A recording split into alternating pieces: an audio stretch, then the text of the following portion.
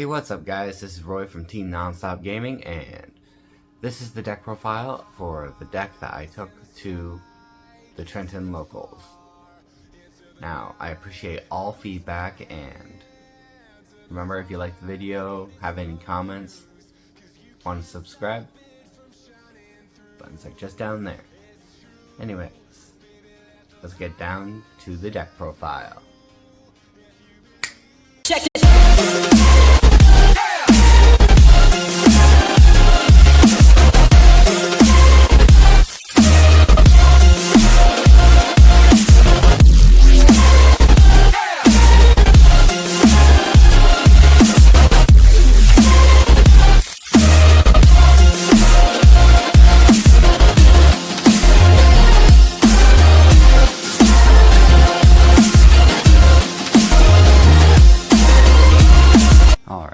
So we'll start up with the monsters. Now I'm playing 3 Purple Nightfall. Basically, if there's 2 or more cards in the zone, both from your opponent's or yours, you can summon basically any of the mek-knights to it. And this guy's got a cool effect where he can tribute or banish himself to add a mek-knight card from your deck. It's a quick effect, so it really comes in handy. Next we are playing 2 of Blue Sky. Now Blue Sky, he's got a similar effect of how you special summon him, all the mek-knights do. But for him, for every card that's in the same zone that you summon him to on your opponent's side of the field,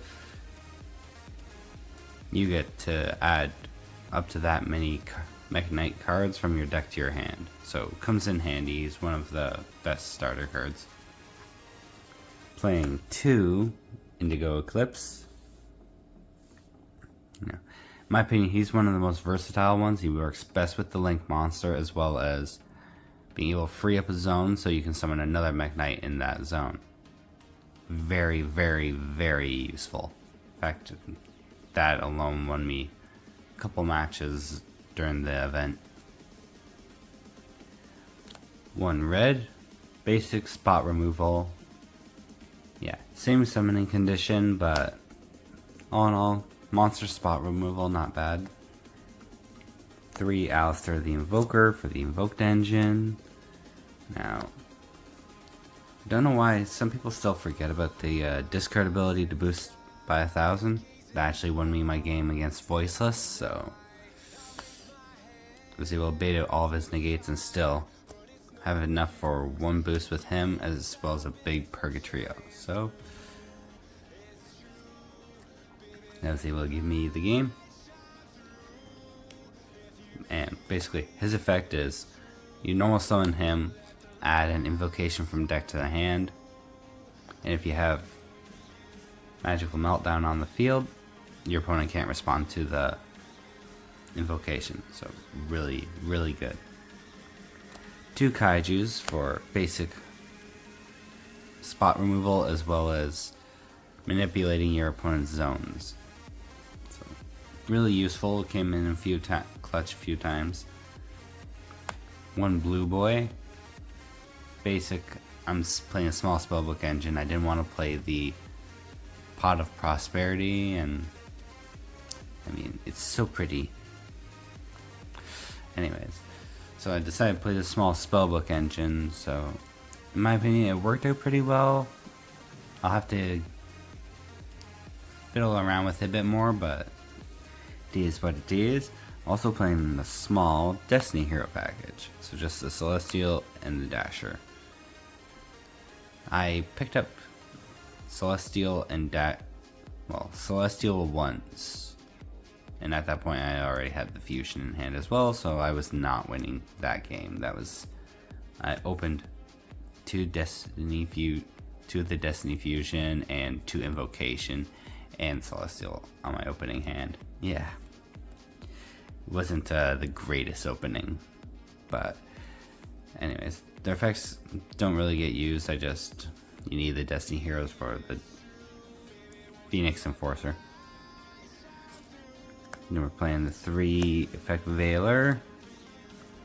my opinion, still one of the best hand traps, and just love playing it. I prefer the ulti over the Starlight, but I know everybody's a little mixed on that. 3 Ash Blossom. Basic. Negate draw cards. Came in clutch a few times, but anyways, let's get to the spells. So I'm playing 3 Magical Meltdowns. Basically, activate this card, add a Alistair the Invoker from your deck to your hand, and it starts all your plays. Your opponent cannot respond to the activation of a fusion spell, so it really helps with the invocation. 1 terraforming so that we play 4, because you want to get to it as soon as possible. Now that people have been playing Droll less, it's pretty good. 2 invocation, because part of the engine. With this card you can banish cards from your opponent's graveyard, your graveyard, as material for the fusion, so it's really good. Always loved it. 3 Fusion Destiny, because we're playing the small Destiny hero, and having extra spells in hand doesn't hurt when having Makaba on the field, so even if you end up bringing out the Destiny Fusion and you have him, it's still useful. I'm playing 2 Triple Tactic Talents. I was going to play 3, but I couldn't really figure out what to cut yet. But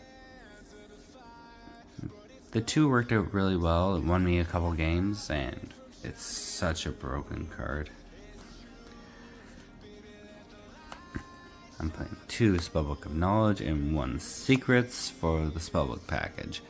Now, Alistair is a spellcaster, so this works well with him as well. And last spell is 1 Called by the Grave.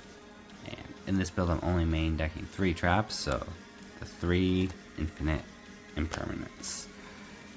Alright, so that's it for the main deck. Let's get to the extra deck.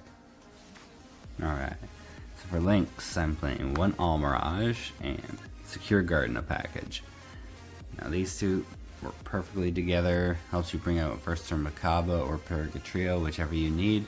I was playing the Moonlight Maiden, but it just wasn't as good in my opinion, so I went back to the Almirage package. Anyways, oh yeah, and this actually won me a match against Kashtira. They bring out the red eyes, and you can't take burn damage. 1 IP Masquerena, as well as a Nightmare Unicorn to go with it. Now I'm pretty sure Little Knight is made this card kind of obsolete, but I don't have a Little Knight yet, so for now, the IP Masquerena, I didn't actually bring it out. Unicorn came out a couple times in the event, but they weren't the best, but I can't say that they were the worst. Also playing 1 mek-knight of the Morning Star. I could not find the trap at all when I was going through all my stuff, so apparently I lost the trap in packing, but anyways, it still came out useful. Him and the 1 mek-knight Indigo Eclipse was able to keep my life points safe for a while. Alistair the Invoker, brought him out once, but it didn't really do too much. It was decent, but I mean, it wasn't anything really special. And 1 Access Code Talker. He got me a win against Kashtira and against one of the rounds of Voiceless Voice. Anyways, for Exceeds, we're playing the 1 Dingirsu and the 1 Zeus. Now, for these 2, I just really wanted to play Dingirsu because it's good spot removal, and it almost won me my final match against Kashtira, but Imperm is a good card. But yeah, so that's it for the Exceeds, and you should know what Zeus does. He protects you. He destroys your opponent. It won me a match against Time Lords. Now, for fusions, we're playing 2 Makaba. Obvious, basic staple, the best. Well, best or second best fusion in the deck. Purgatrio, also one of the best fusions. Best cards in the deck. Actually single-handedly won me my match against Voiceless Voice. So Regine actually came up. It was actually pretty useful. It didn't win me the match. Opponent had an imperm for it, but it was still came in quite useful. When Agadius, or however you pronounce his name, I brought him at once, but he basically got negated and destroyed. So. And for the last monster, Destroyer Phoenix Enforcer. I will admit, I misplayed a bunch of times with him. I kept on leaving him in the graveyard and forgetting about him, so at that point it was accepted game state, so I just gotta improve upon that. But when I didn't forget about him, he was the boss. I mean, he came out so good so many times. Anyways, let's get to the side deck. Alright, so the side deck is pretty basic. It's just 3 Nibiru. I was going to play the Kaiju package over Nibiru, but that would have added so many extra cards, and I figured Nibiru, in case if anybody was playing competitive, this would at least be something decent against them. And 3 Droll and Lockbird. I was told this was really good. I didn't actually side it in. There wasn't any situation where I thought I needed it. So it was a little lackluster in my opinion. So probably gonna drop it for Ghost Ogre or Snow Rabbit or something. I'm not sure yet. Spell and trap removal. I am playing 2 Cosmic Cyclone. It's supposed to be great against the Fire King deck. And Harpy's Feather Duster. All back row decks. Actually, these 3 came in quite handy against the Time Lord deck. As well as this little number. Oh, I also lost against Kashtira with this in hand. So. Going into time sucks. Anyways, it was okay. Most of the time it did decent, but drawing it in time isn't the most ideal way to play it. And for the last trap, Summon Limit. Now, I just wanted to play something that would be able to give me a little help when starting, because this deck's not great at building first turn boards. I mean, the best you can ask for is like a Makaba with a Phoenix Enforcer, which isn't horrible, but it's not the best. So this ended up being pretty good. I cited this in once or twice, and I seen it once, and it was good enough to slow them down. Anyways, that's it for the deck profile. Let's get back to me. Alright, now that was the deck profile. I hope you all enjoyed. Remember, if you liked the video, leave a like, comment, or subscribe. Appreciate all the feedback I get. Anyways, thank you all for watching. I'll see you next time. Peace.